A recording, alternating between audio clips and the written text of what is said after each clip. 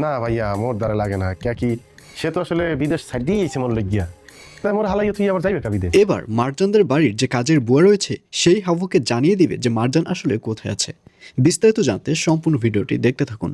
আসসালামু আলাইকুম প্রিয় দর্শক, সবার কি অবস্থা? হাজির হয়ে গেলাম মিট এন্টারপ্রাইজ নিবেদিত হাবুর স্কলারশিপ নাটকের 321তম পর্ব কবে প্রচারিত হবে এবং এই পর্বে কী সব ঘটতে চলছে তার অগ্রিম খবর নিয়ে।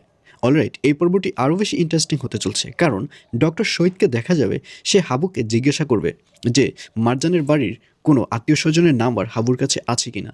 আর এই কথা শুনে হাবু বলবে, না, আসলে মারজানের বাড়ির যে আত্মীয় স্বজন রয়েছে তাদের কারো নাম্বারই হাবুর কাছে নেই, তবে যাদের আছে তাদের কাছে খোঁজ নিয়ে দেখেছে যে তাদের বাড়িতে মারজান নেই।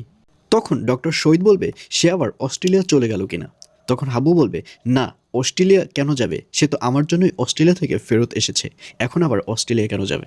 তখন ডক্টর শহীদ বলবে, তুমি ভালো করে খোঁজ নিয়ে দেখো যে মারজানের কোনো বান্ধবীদের অথবা বন্ধুর বাড়িতে গিয়ে উঠেছে কিনা।